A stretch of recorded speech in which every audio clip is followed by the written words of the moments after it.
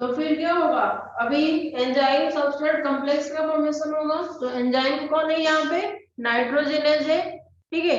Substrate कौन सा है, N2 है। एंड यहाँ पे दो नाइट्रोजन अपने बीच में कितने बॉन्ड फॉर्मेशन करेंगे, 3 बॉन्ड का फॉर्मेशन करेंगे, ठीक है। तो अभी ये जो N2 है यहाँ पे आके ये बाइंड कर जा रहा है इसके साथ, किसके साथ, एंजाइम के साथ, forming the enzyme substrate complex. तो यहाँ पे क्या होगा, दो प्रोटॉन यहाँ पे ऐड होगा रिडक्शन में। तो जब दो प्रोटॉन ऐड होगा तो ये दो नाइट्रोजन दो प्रोटॉन के साथ बाइंड करेंगे, है कि नहीं। तो पहले यहाँ पे 3 बॉन्ड था, तो अगर ये यहाँ पे 3 बॉन्ड फॉर्मेशन कर रहे हैं, फिर उसी उसी में क्या होगा, ऐड हो जाएगा 2 हाइड्रोजन, ठीक है। तो अभी एक बॉन्ड और फॉर्मेशन करना पड़ेगा। तो एक बॉन्ड और फॉर्मेशन करने के लिए तो ये क्या करेंगे, एक यहाँ पे क्या करेंगे, जो अपने बीच में जो 3 बॉन्ड था उसे क्या करेंगे, वो एक बॉन्ड का ब्रेक डाउन करवा देंगे, है कि नहीं। तो यहाँ पे जो यहाँ पे 3 बॉन्ड था ये अभी कितना हो जाएगा, 2 बॉन्ड हो जाएगा। और वो एक एक बॉन्ड शेयर करेंगे किसके साथ, हाइड्रोजन के साथ। क्लियर है। Yes ma'am. फिर और 2 प्रोटॉन क्या होगा, यहाँ पे ऐड होगा। फिर उनके बीच में बॉन्ड कितना रहेगा, एक ही बॉन्ड रहेगा, क्योंकि बाकी 2 बॉन्ड वो हाइड्रोजन के साथ शेयर कर रहे हैं। फिर और 2 प्रोटॉन ऐड होगा, जिसके वजह से वो क्या हो जाएगा, यहाँ पे दोनों के बीच में जो बॉन्ड था वो भी ब्रेक डाउन हो जाएगा पूरी तरह से, ठीक है। तो अभी कितना हाइड्रोजन ऐड हो गए हैं, 3 हाइड्रोजन ऐड हो गए हैं। तो एक नाइट्रोजन 3 हाइड्रोजन, तो ये किसका फॉर्मेशन कर रहा है, NH3 दैट इज अमोनिया। तो जबकि हम एंजाइम सबस्ट्रेट का अगर याद है, तो सबस्ट्रेट तब तक बाइंड करता है, सॉरी एंजाइम सबस्ट्रेट से तब तक बाइंड करता है जब तक यहाँ पे प्रोडक्ट फॉर्मेशन नहीं हो जाता। तो अभी क्या हुआ है, हमें जो चाहिए था वो प्रोडक्ट फॉर्मेशन हो गया है। तो अभी क्या कर लेगा, ये प्रोडक्ट का रिलीज करवा देगा एंड नाइट्रोजन क्या हो जाएगा, वहां से अलग हो जाएगा। क्लियर है कि नहीं। Yes ma'am. Yes ma'am. Then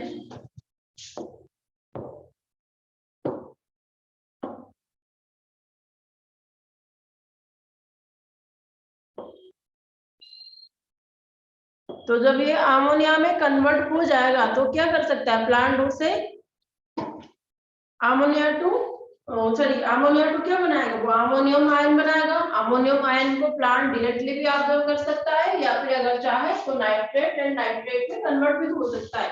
but अगर अमोनिया को वो डायरेक्टली ऑब्जर्व कर रहा है, अमोनिया को डिपोजिशन अगर करवाएगा, अगर वो अक्यूमुलेट करवाएगा, तो क्या हो जाएगा, वो प्लांट के लिए टॉक्सिक होगा। इसलिए वो अमोनियम आयन को क्या करता है, अमाइनो एसिड्स में कन्वर्ट कर लेता है, ठीक है। देन आ जाओ अमोनिफिकेशन। तो अमोनिफिकेशन में यहाँ पे क्या हो रहा है, तो अभी ये decomposition of the organic nitrogen होगा, ठीक है। फिर से तो अगर जो कि क्या हुआ था वहां पे, प्लांट ऑब्जर्व कर लिया, देन प्लांट क्या करेगा, अपना प्रोटीन फॉर्मेशन करेगा। देन प्लांट प्रोटीन या फिर प्लांट बायोमास का फिर से ब्रेक डाउन होगा into the amino acid. Then फिर से अमाइनो एसिड से वो अमोनिया में कन्वर्ट होगा, या फिर अमोनिया टू द जो कि अमोनियम आयन, ठीक है। तो यहाँ पे ब्रेक डाउन जब होता है तो वो क्या हो सकता है, एनारोबिक हो सकता है या फिर एरोबिक हो सकता है। तो यहाँ पे प्रोटीन का ब्रेक डाउन को क्या कहते हैं, पट्रीफैक्शन कहते हैं, है कि नहीं। अगर पट्रीफैक्शन किस कंडीशन में हम पट्रीफैक्शन कहेंगे, अगर एनारोबिक कंडीशन में ब्रेकडाउन हो रहा है प्रोटीन का, then that will be the putrefaction. अगर एरोबिक कंडीशन में ब्रेकडाउन हो रहा है, then that will be the decaying, है कि नहीं। क्लियर है यहाँ तक। Yes ma'am. देन जब अमोनिफिकेशन हो जाएगा फिर से क्या होगा उसका, नाइट्रिफिकेशन।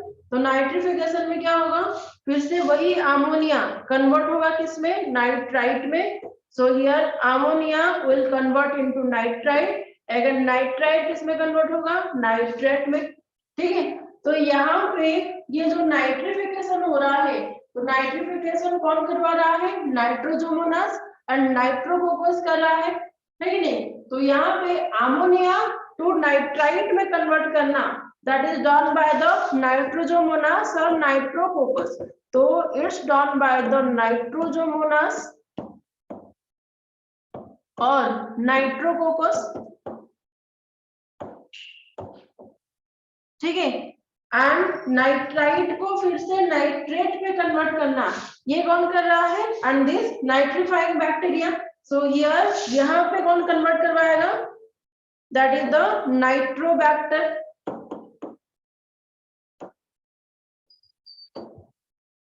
ठीक है। तो यहाँ पे प्रोसेस को हम कहते हैं nitrification and this bacteria Nitrosomonas, Nitrococcus, Nitrobacter, ये दीज आर केमोऑटोट्रॉफ्स। क्लियर है? Yes, ma'am. देन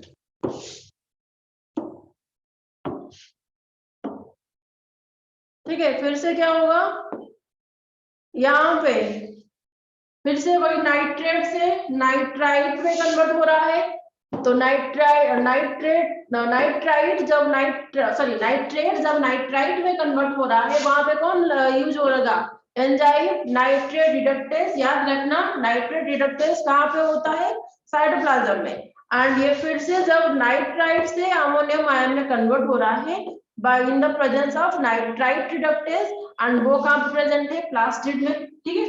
देन हो जाएगा आपका डीनाइट्रिफिकेशन। तो डीनाइट्रिफिकेशन में क्या होगा? Nitrate present in the soil जो कि रिड्यूस हो जाएगा किसमें? नाइट्रोजन में। तो यहाँ पे ये नाइट्रेट क्या करवाएगा? रिड्यूस होकर नाइट्रोजन में कन्वर्ट हो जाएगा। Process is denitrification. बैक्टीरिया कौन है? Pseudomonas and Thiobacillus species. Clear है? Yes, ma'am. देन एक और है that the water cycle model में, ठीक है। वाटर साइकिल सबको पता होगा। पहले क्या होते हैं? ओशियंस या फिर लेक्स पे, लेक्स से वो क्या करेगा? इवापोरेट करवा रहा है। ओशियन, लेक्स, ठीक है। यहाँ पे क्या हो रहा है? इवापोरेशन होगा, ठीक है, या फिर ट्रांसपिरेशन से। इवापोरेट होने के बाद क्या होगा?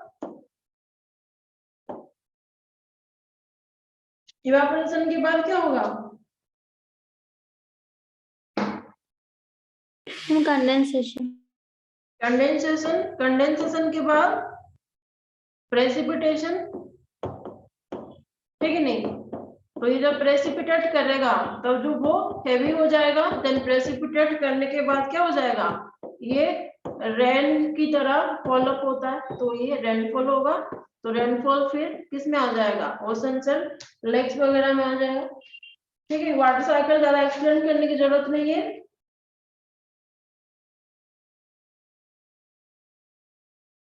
कि नहीं है? No, ma'am. Then other ecosystem services.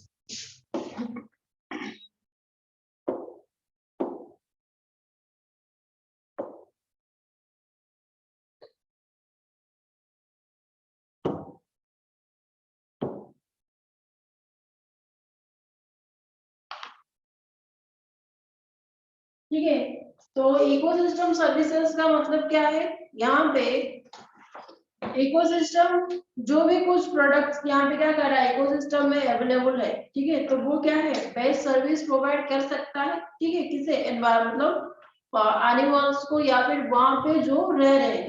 So the product of ecosystem possess processes which have environmental, aesthetic and indirect economic values, है कि नहीं?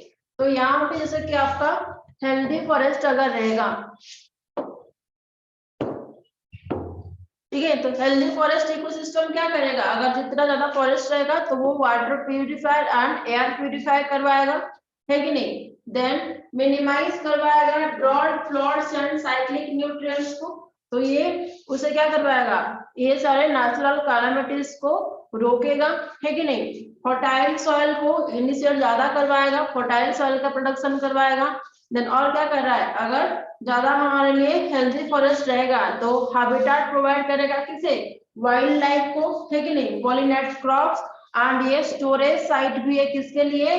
कार्बन के लिए। एंड ये हमारे लिए aesthetic, cultural and spiritual values का भी मायने रखता है कि नहीं? तो अगर हम देखा जाए तो जो The value of such services of biodiversity is difficult to determine, but it seems reasonable to think that biodiversity should carry a hefty price tag. अगर हम biodiversity का कभी value काउंट नहीं किए हैं, बट अगर देखा जाए तो बायोडाइवर्सिटी क्या कर रहा है, एक बहुत बड़ा अमाउंट का प्राइस टैग डिजर्व करता है कि नहीं, क्योंकि उसमें बहुत सारे ऐसे प्रोडक्ट मिल रहे हैं जो कि हमारे लिए बेनिफिटेड है। वो एस्थेटिक हो सकता है, कल्चरल हो सकता है, या फिर कोई जैसे कि क्या होता है, कोई फॉरेस्ट प्रोडक्ट भी हो सकता है। क्लियर है? क्लियर है कि नहीं? तो रॉबर्ट कंजा जो कि कंस्टांजा एंड हिज कॉलीग्स, ठीक है, तो उन्होंने एक लाइफ सपोर्ट सर्विस का एक प्राइस, मतलब उन्होंने क्या किया था, एस्टिमेट किया था। तो researchers have put an average price tag कितना, अगर देखा जाए तो $33 trillion a year on these fundamental ecosystem services. तो इतने का वो अगर हम वैल्यू काउंट करेंगे तो $33 ट्रिलियन में वो आ जाएगा, which are largely taken for granted because they are free, क्योंकि वो फ्री है इसलिए हर कोई उसका यूज करता है, ठीक है नहीं, एंड हमें वैल्यू का पता भी नहीं चलता है। This is nearly twice the value of the global gross national product, that is the GNP, which is $18 trillion. तो ये जो global gross national product GNP है उसका ट्वाइस वैल्यू है उसका, और हम वैल्यू का कदर नहीं करते हैं, अब हम उसे फ्रीली यूज कर रहे हैं क्योंकि वहां पे प्राइस टैग लगा देंगे, ठीक है। तो यहाँ पे out of the total cost various ecosystem services, तो सॉइल क्या कर रहा है, फॉर्मेशन अकाउंट्स फॉर अबाउट 50%, ठीक है, and contribution of other services like recreation, nutrient recycles are less than 10% is the cost of climate regulation and habitat for wildlife is about 6%. Clear है? Yes, ma'am. Then next हम शायद कर चुके थे,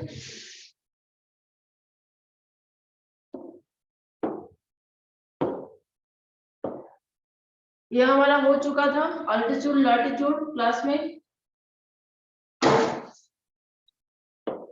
ये वाला क्लास में हुआ। देन आ रहा हूँ सक्सेशन ऑफ प्लांट, तो पहले आते हैं हाइड्रास एंड हाइड्रोजन का सक्सेशन।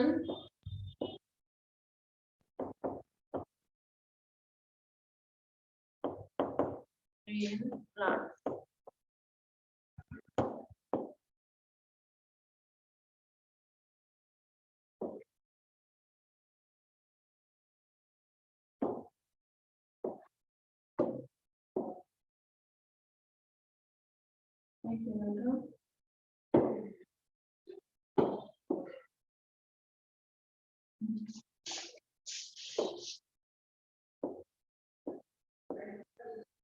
तो यहाँ पे प्लांट सक्सेशन में पहले क्या आएगा, हाइड्रोजियर का अगर देखोगे that is the ecological succession in water, ठीक है।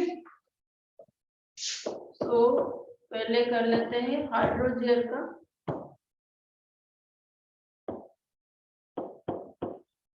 ठीक है। तो हाइड्रोजियर का पहले क्या आएगा, प्लैंक्टन स्टेज,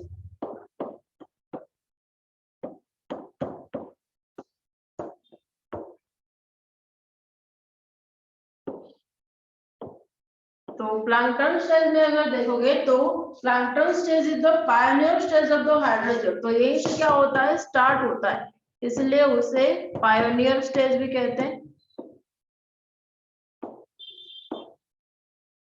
ठीक है।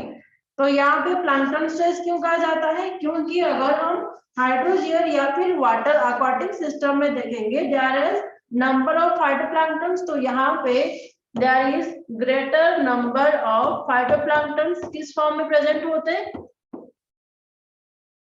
इन the form of the diatoms and dinoflagellates, है कि नहीं। तो यहाँ पे there is greater number of the phytoplanktons जो कि प्रेजेंट है किस फॉर्म में, लाइक द डायटम्स, ठीक है, और आप बोल सकते हो algae, बीजीए फॉर्म में, ठीक है। तो यहाँ पे this phytoplankton are consumed by the certain zooplankton, तो यहाँ पे इसी फाइटोप्लैंक्टन को कंज्यूम कौन कर रहा है, सर्टन जूप्लैंक्टन कंज्यूम कर रहे हैं, है कि नहीं। तो यहाँ पे इसी फाइटोप्लैंक्टन को कंज्यूम कौन कर रहे हैं, जूप्लैंक्टन, ठीक है। तो अभी जो प्लैंक्टन का डेथ हो जाता है वो क्या करेंगे, डिपोजिट हो जाएंगे, है कि नहीं। तो डिपोजिट जब हो जाएंगे तो वो अगर इस तरह से ये यहाँ पे क्या है, एक आपका aquatic इकोसिस्टम का मान लो, तो ये जब डिपोजिट हो जाएंगे तो क्या होगा, वो लेक या फिर जो भी रिजर्वर होगा उसके नीचे सेटल डाउन हो जाएंगे एंड एक थिन लेयर फॉर्मेशन करेंगे। क्लियर है?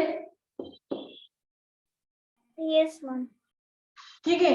देन क्या होगा, second stage is the submerge stage.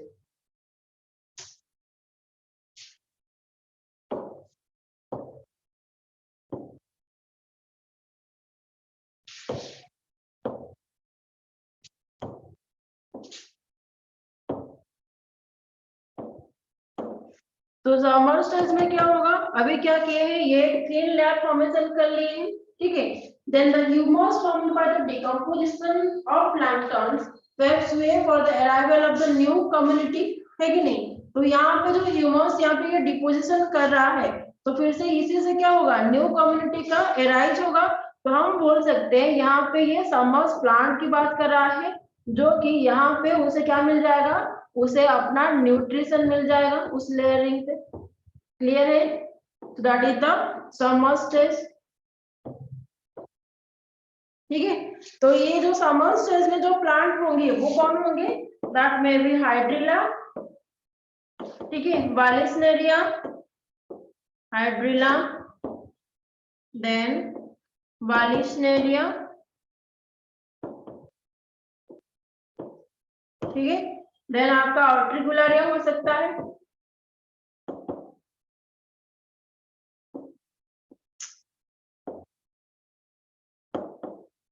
ठीक है। तो जब इन प्लांट का क्या हो जाएगा, डेथ हो जाएगा, फिर से क्या होगा, इसी थिन लेयर के ऊपर वो और एक लेयर का फॉर्मेशन कर लेंगे, ठीक है नहीं। तो अभी जब इन्हीं का डेथ हो जा रहा है तो अभी क्या होगा, वो इसी थिन लेयर के ऊपर जहाँ पे वो फाइटोप्लैंक्टन का लेयर था, ठीक है, अभी ये और एक लेयर उस पे फॉर्मेशन कर रहे हैं। क्लियर है कि नहीं? Yes, ma'am. देन आते Yes, हैं ma'am. तो थर्ड में क्या आ जाएगा, फ्लोटिंग स्टेज।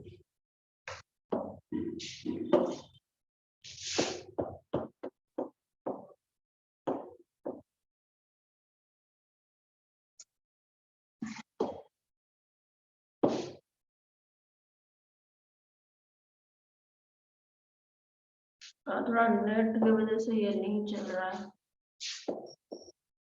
सॉरी।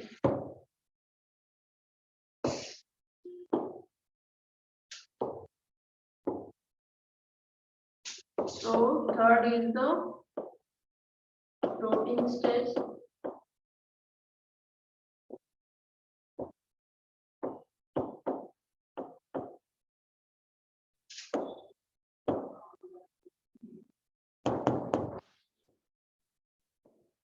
तो फ्लोटिंग स्टेज में क्या होगा, आज more humus and soil accumulated at the bottom of the pond, ठीक है। तो यहाँ पे अगर देखा जाए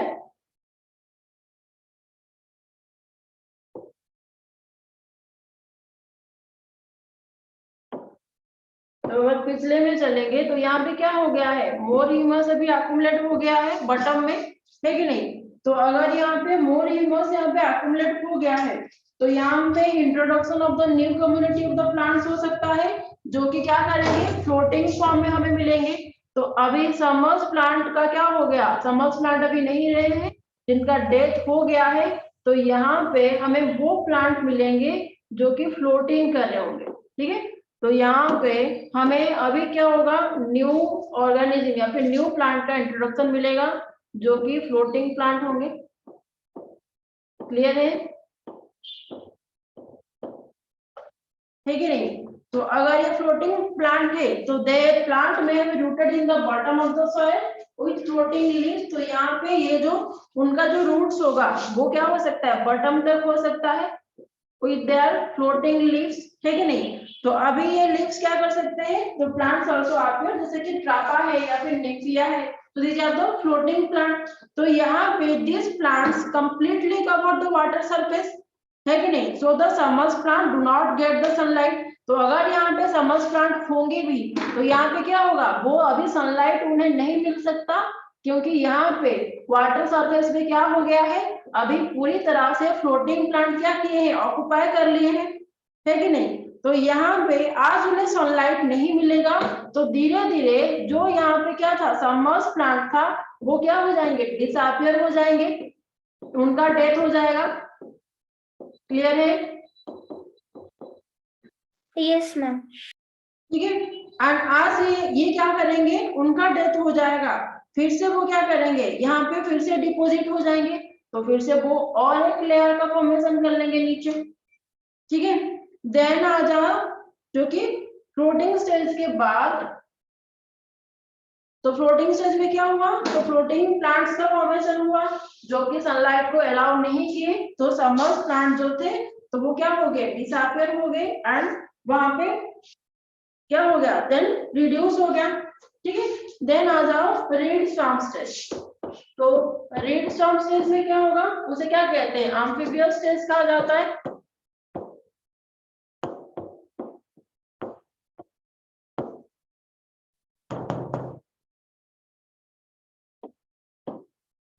तो यहाँ पे क्या होंगे, इन सैलोअर वाटर। तो देखो अगर हम यहाँ पे और एक में बना रही हूँ, तो अगर कंटिन्यूअसली डिपॉजिट होता रहेगा तो यहाँ पे क्या हो जाएगा, वाटर टेबल का वाटर का लेयर क्या हो जाएगा, सैलो हो जाएगा, है कि नहीं, उतना डीपर नहीं रहेगा, क्योंकि यहाँ पे उसके बॉटम में क्या हो गया है, अभी डिपोजिशन हो गया है।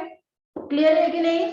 तो अगर यहाँ पे वाटर का लेवल सैलो हो गया है, देन यहाँ पे क्या ग्रो करेंगे, एम्फीबियन प्लांट्स ग्रो करने लगेंगे। जैसे कि एम्फीबियन प्लांट्स का क्या है एग्जांपल, जैसे कि आपका स्क्राइपर्स है, तो there will be growth of the amphibian plants,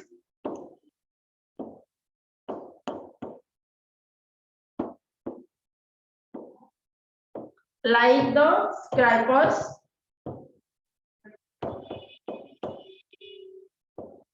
ठीक है, और आपका टाइफा एटसेट्रा।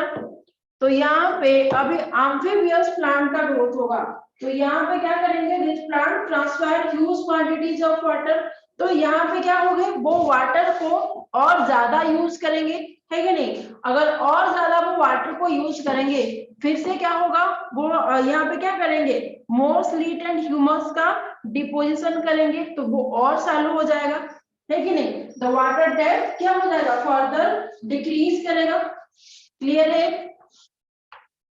Yes ma'am. ठीक है। तो यहाँ पे क्या होगा, अगर ये कंटिन्यूअसली इस तरह से चलता रहा, तो वाटर का जो लेवल है तो वो क्या हो जाएगा, पूरा धीरे धीरे क्या हो जाएगा, डिक्रीज करता रहेगा, and due to loss of the huge amount of water, तो यहाँ पे क्या हो जाएगा, वो एक्युमुलेट हो जाएगा सॉइल एंड ऑर्गेनिक मैटर में। तो यहाँ पे सॉइल एंड ऑर्गेनिक मैटर का एक्युमुलेशन हो जाएगा। ठीक है। तो जब ये एक्युमुलेशन हो रहा है, देन ये नेक्स्ट स्टेज में कन्वर्ट हो जाएगा, या फिर नेक्स्ट स्टेज उसका है सेज या फिर Mars मीडो stage. So next step is the sage stage या फिर Mars मीडो stage.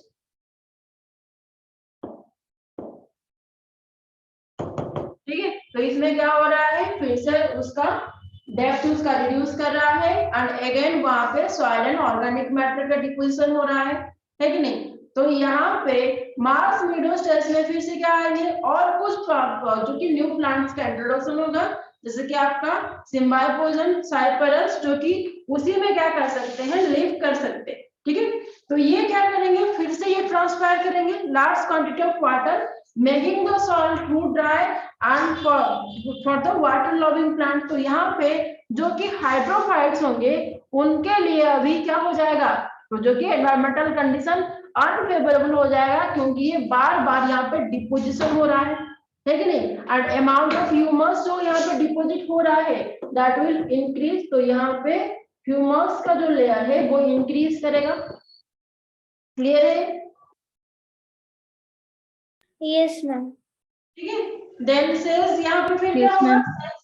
And Mars मीडो stage के बाद फिर से वुडलैंड स्टेज आएगा, जो कि फिर से और एक नए प्लांट का क्या करवाएगा, इंट्रोडक्शन करवाएगा। देन आ जाओ वुडलैंड स्टेज। तो वुडलैंड स्टेज में क्या होगा, जैसे कि श्राब्स एंड स्मॉल ट्रीज जो होंगे, जो कि कैपेबल होंगे क्या करने के लिए, excessive light and water loss condition को और क्या टॉलरेट करने के लिए जो कैपेबल होंगे उनका अराइज होगा, जैसे कि आपका कटनवुड, देन सैलिक्स, सैलिक्स है, कटनवुड है।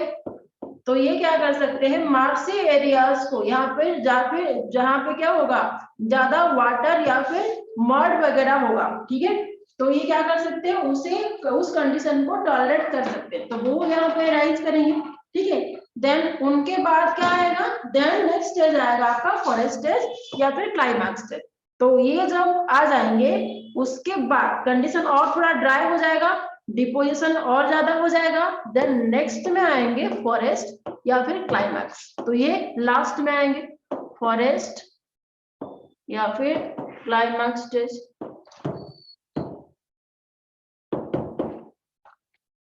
क्लियर है?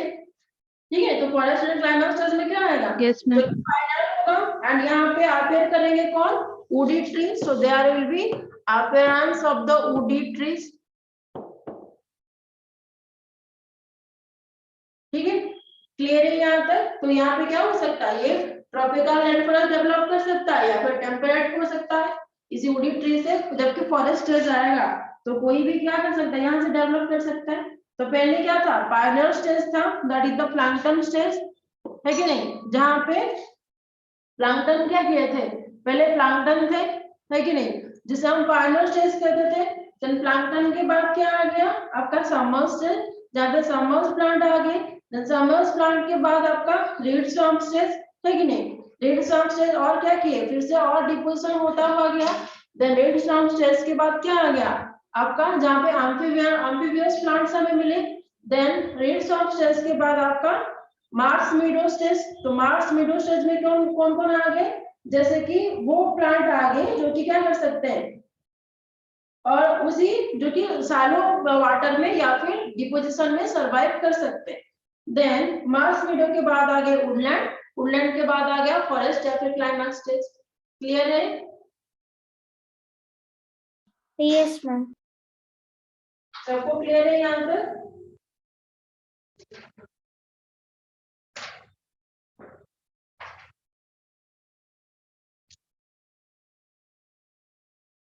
सबको क्लियर है कि नहीं?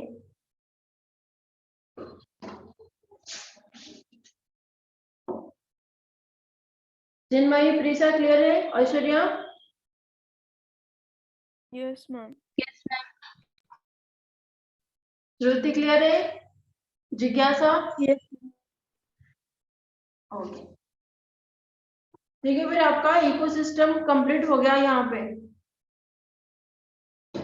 नेक्स्ट क्लास में क्या करेंगे, उसका क्वेश्चन आंसर डिस्कशन इकोसिस्टम का।